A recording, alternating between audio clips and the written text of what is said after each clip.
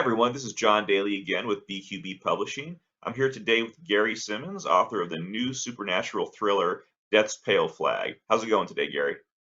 It's going great. Spring may Great. actually be springing. Awesome. Awesome. Looks like you got some good sunlight coming in there, so that's great. Yeah. So, this is your debut novel, and it's generating some really good reviews. Readers have been particularly impressed with the way you present the complexities of a certain profession, one that you know quite a bit about. Can you tell people about your background? Sure. I'm a neurosurgeon by trade. Actually, I retired just prior to the pandemic due to some medical issues.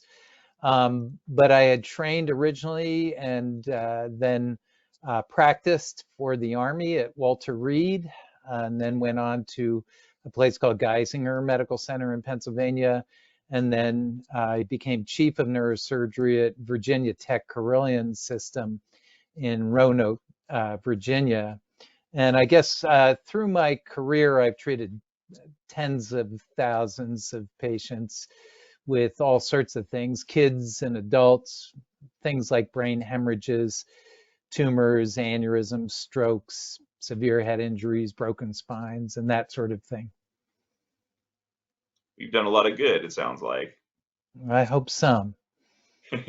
So now you've written three nonfiction books on dealing in large part with the psychological toll that healthcare workers experience, and that is a theme that is also front and center in Death's Pale Flag. Can you tell people about the novel and also how your experiences helped shape it?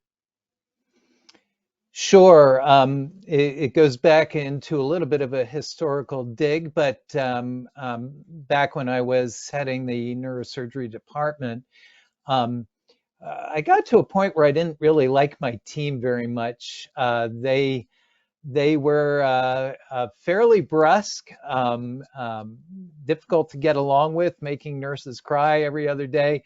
And I was getting literally dozens of formalized complaints against my team of a whole bunch of surgeons, residents, and PAs every month. And it reached a boiling point where I felt like I had to do something. And I started reading about and began thinking about the concept of whether uh, they were manifesting the symptoms of burnout, professional burnout. And because deep down inside, I really believe they were all good people. And when I say they, there's a lot of they, but I'm in the mix as well.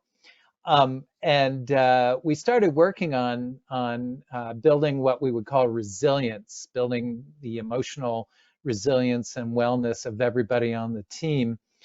And I managed by luck to run into and engage a world expert, literally a world expert um, on the issue of physician burnout. His name's Wayne Sotil, and he heads a program in North Carolina. Um, and for the next few years, every month, we worked on my team. We even experimented on my team quite a bit, um, working on resilience and wellness. And um, the effects were fairly staggering. The complaint rate dropped to zero, literally zero, to the point where if a complaint ever percolated through, I became shocked. And our team started winning all sorts of awards around the medical center and stuff. And they seemed truly more happy and engaged. And we felt so inspired by it that we wrote a series of nonfiction books, first for neurosurgeons, then for all physicians, and then basically for all healthcare workers, um, trying to expand upon some of the techniques and strategies we used. So I think that was still very much hanging around, the back portions of my mind when I sat down to write a neurosurgical thriller, if you would, to begin with. But it very quickly became easy to manifest these sort of emotional problems and burnout related problems in the main protagonist. and then how those effects manifested themselves were a little different from all the complaints I was receiving, but was central to the core of the book. Now, as a reader, this is a paranormal thriller that you've written. Did you dabble much in paranormal fiction prior to writing, or did this kind of come at you? Did the genre kind of come at you fresh? Yeah, no, you might say I had total immersion in the genre in my upbringing, in that both my mother, I lived in a home with my mother and my grandmother, who were both Scottish, off the boat Scottish, and they were firm believers in the paranormal, and both had their all series of experiences of their own with the undead throughout their lives. And so I heard a lot about it growing up, and of course ended up reading a billion books about it as a kid, stuff like the Alfred Hitchcock stories and all. And I guess that stayed in there until I sat down and started working on a novel. And I thought it would be really kind of interesting and fun to juxtapose the very scientific, the very real and down to earth world of my world, of the world within the medical center, with the fantastical and ethereal world of the supernatural. And they seem to mix well, at least for me. Now, what did this is a question I always like to ask authors. What did you find most rewarding about writing Death's Pale Flag? Uh, I guess one of the big things was jumping into the fiction pool. I mean, most of anything I ever wrote was science oriented in one way or the other, neurosurgery or science, and then psychology related with our burnout books. So to get into the fictional world, it was really, I guess the term would be liberating, where anything could happen uh, in any way, any shape, form, or measure. You could go anywhere, do anything, which is just so out of, I'm not coloring within the lines anymore. I'm way out of the lines potentially. Of course, I got carried away, and I think I ended up with somewhere around 260,000 words and in the book, and all sorts of extra characters, witches, and star football players and stuff that eventually met with the cutting room floor. But that was pretty exciting to write in fiction. Um, I thought it was. I felt a real excitement. I hoping and believing that I'm giving a real eyes wide open glimpse to the readers about what that somewhat rarefied and probably scary world of big time medicine and big time neurosurgery is. And that it was fun and exciting to do that. Um, and then I think um, another thing I really enjoyed, and hopefully it'll come to fruition, but I was hoping that the story would pose a lot of themes, a lot of questions to the readers that maybe they might find at some point engage with me and discuss. And I think it would be really interesting to hear how people respond to a lot of these ideas and themes. Absolutely. So, on the other side of that coin, what would you say was the most challenging part about writing the book?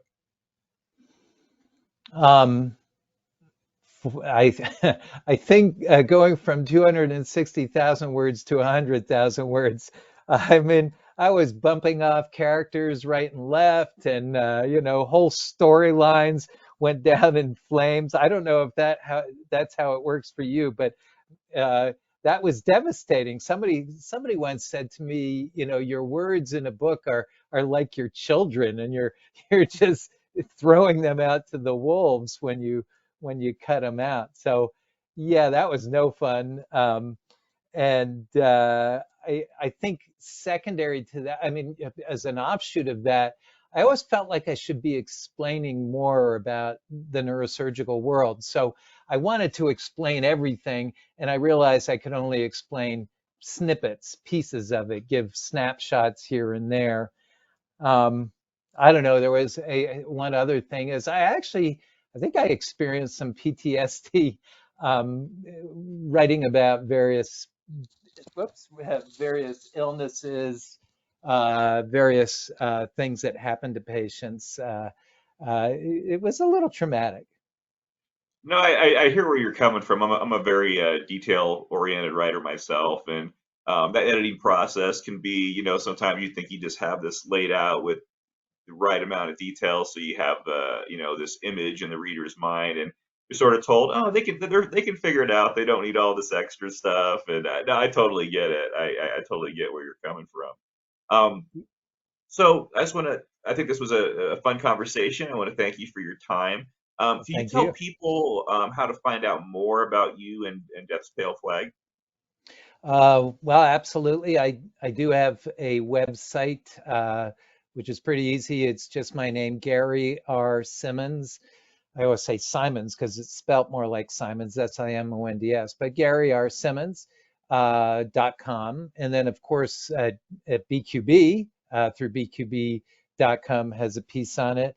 And various other sorts of sites, of course, like indiebound.org. I have sites on Facebook and Amazon and stuff. So you can track me down fairly easily. And hopefully, actually, one of my biggest goals about this, as I was alluding to before, is hopefully readers will want to engage and actually get into discussions with me. That to me is what it's all about. Great, and we'll put your website on the video as well. It was great talking to you. It was a lot of fun. I've been really impressed with the reception you've gotten for your book. Just some great feedback, and it's brand new. It can be ordered now. Great if everybody could go check it out. Thanks again, Gary, and you have yourself a great day. All right. Well, it's high compliments coming from you. I have seen many of your reviews and started on a book of yours, but I very much appreciate that. Thank you very much.